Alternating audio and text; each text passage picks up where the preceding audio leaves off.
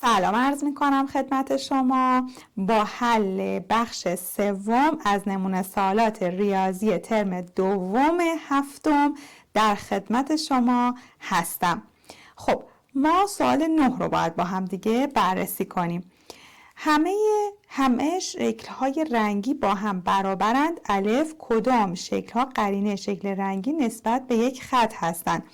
خب من این در واقع حروفش یه مقدار ناخواناه، خودم اینجا پررنگ میکنم A B C D E و اینم F. خب الان شکل نارنجی رو اگه شما در نظر بگیری قرینش نسبت به یک خط میتونه شکل B باشه. پس شکل B میتونه قرینه شکل نارنجی نسبت به خط عمودی باشه. حالا خط عمودیشو من میتونم اینجا رسمم حتی بکنم. قرینش نسبت به این خط، قرینه شکل نارنجی نسبت به این خطی که الان کشیدم شکل B میشه. قرینه شکل نارنجی نسبت به خط افقی هم میتونیم در نظر بگیریم. نسبت به خط افقی که خط افقی رو اینجوری در نظر بگیریم، قرینه شکل نارنجی نسبت به خط افقی، البته یه ذره باید بره بالاتر، درسته؟ نسبت به خط افقی یعنی این خط شکل ای میتونه باشه. پس شکل ای هم میتونیم به عنوان قرینه شکل نارنجی در نظر بگیریم نسبت به یک خط افقی. خب و دیگه میتونه قرینه دیگه داشته باشه یا خیر؟ ظاهرا خیر. سوال ب، کدام شکل ها انتقال یافته شکل رنگی هستند؟ اگه شکل نارنجی رو بخوایم انتقال بدیم میتونه به شکل F تبدیل بشه، یعنی یکم بیاد پایین تر و یکم بیاد به سمت راست تبدیل به شکل F میشه. پس انتقال یافته شکل F میتونه باشه. و کدام شکل ها دوران یافته شکل رنگی هستن؟ دوران یافتش میتونه شکل D باشه، چون اگه شکل نارنجی رو ما نسبت به این نقطه 90 درجه به صورت ساعتگرد دوران بدیم این شکل D به دست میاد. یا اینکه اگر شکل نارنجی رو نسبت به این نقطه 90 درجه ساعتگرد دوران بدیم شکل A به دست میاد.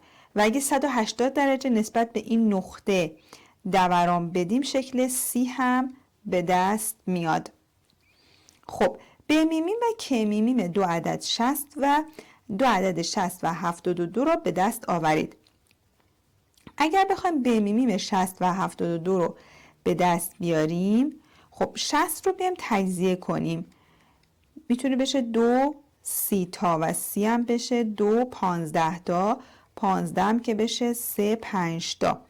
خب پس 60 میشه 2 به توان 2 ضرب در 3 ضرب در 5.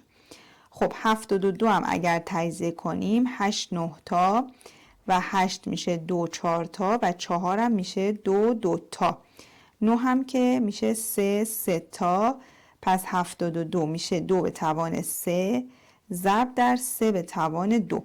برای ب میمیم همیشه عوامل مشترک با توان کمتر رو در نظر میگیریم. پس الان از بین 2 به توان 2 و 2 به توان 3 2 به توان 2 رو در نظر میگیریم ضرب در، خب این 3 هست، این 3 به توان 2، ما اونی که توان کمتری داره در نظر میگیریم یعنی 3. و 5 هم که دیگه عامل مشترک نیست پس در نظر نمیگیریم. 2 به توان 2 4 4 3 تا 12 تا. پس ب میمیم 60 و 72 شد عدد 12. حالا ک میمیم 60 و 72 رو چطور حساب میکنیم؟ برای ک میمیم باید عوامل مشترک با توانهای بزرگتر رو انتخاب کنیم ضرب در عوامل غیر مشترک، یعنی از بین 2 به توان 2 و 2 به توان 3 2 به توان 3 رو انتخاب میکنیم. خب اینجا 3 داریم و اینجا 3 به توان 2، ما 3 به توان 2 رو انتخاب میکنیم و اینجا هم که 5 رو داریم انتخاب میکنیم چون 5 عامل غیر مشترکه. 2 به توان 3 8 8 ضرب در 3 به توان 2 یعنی 9 میشه 8 9 تا 72. بعد 72 رو ضرب در 5 کنیم، 5 2 تا 10 تا 5 7 تا 35 36 360 میشه. خب سوال 11، حوضی به شکل مکعب مستطیل به ابعاد 3 4 1.5 متر داریم. این حوض خالی را با شیر آبی که در هر دقیقه 60 لیتر آب وارد حوض می کند پر می کنیم. چند ساعت طول می کشد تا حوض پر شود؟ خب ما اول باید گنجایش این حوض رو حساب بکنیم. گنجایش حوض که حوض هم به شکل یک مکعب مستطیله، پس گنجایشش میشه طول ضرب در عرض ضرب در ارتفاع. خب پس برای به دست آوردن گنجایش حوض میایم 3 رو ضرب در 4 ضرب در 1.5 میکنیم. 4 ضرب در 1.5 میشه 6 3 تا هم که میشه 18. این بر حسب متر مکعب به دست میاد. پس گنجایش حوض رو ما حساب کردیم بر حسب متر مکعب و باید اینو به لیتر تبدیل کنیم چون گفته در هر دقیقه 60 لیتر آب وارد حوض میشه. پس 18 رو ضرب در 1000 میکنیم. چرا؟ چون هر متر مکعب 1000 لیتر میشه 18000 لیتر.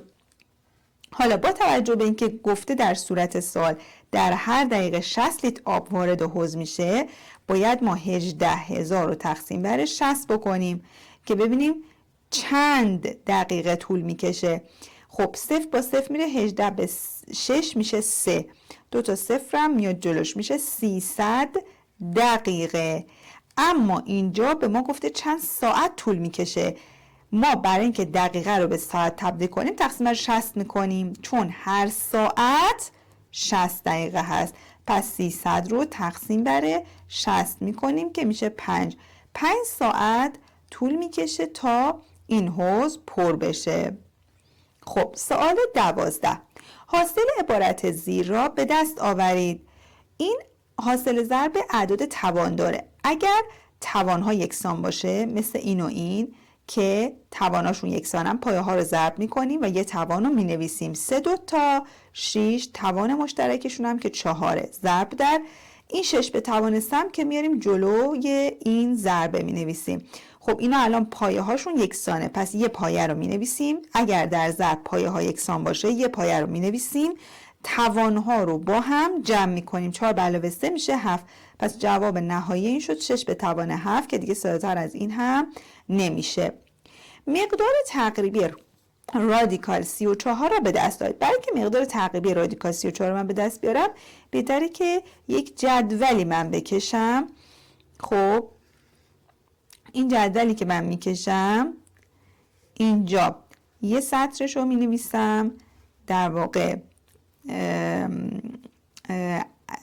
عدد، و سطر بعدی رو مینویسم مجذور. خب اولا که رادیکال 34 رو ببینم که بین کدام دو عدد طبیعی قرار داره. از رادیکال 36 که جذر کامل داره کوچکتره و از رادیکال 25 هم بزرگتر. پس رادیکال 34 بین چند و چند وجود داره؟ بین 5 و 6.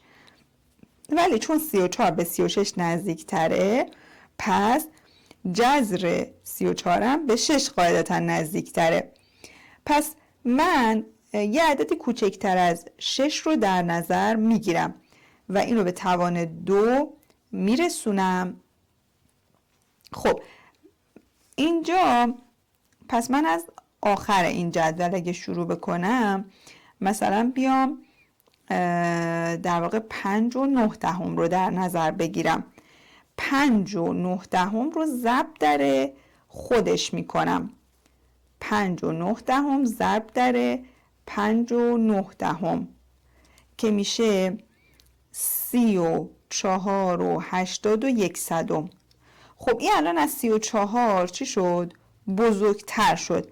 پس من یکم عدد کوچکتری انتخاب میکنم، مثلا 5 و 8 دهم انتخاب میکنم. حالا 5 و 8 دهم ضرب در 5 و 8 دهم میشه 33 و 64 صدم. این از 34 کوچکتر شد. پس من بعد حالا یکی از اینا رو که نزدیکتر به 34 اونو انتخاب کنم. ببین این که اختلافش با 34 81 صدمه، کاملا هم واضحه. اینم اختلافش با 34 میشه هلوش 36 600. بله 36 پس این اختلافش کمتره. بنابراین من میگم که جذر تقریبی 34 اگه بخوام تا یه رقم اعشار حساب کنم میشه 5/8. خب صفحه 3 از نمونه سوالات ریاضی 7 ترم 2 رو هم حل کردیم. امیدوارم که تا اینجا مورد استفاده شما قرار گرفته باشه. توی پارت بعدی قسمت آخر این نمونه سوالات رو با هم دیگه حل میکنیم.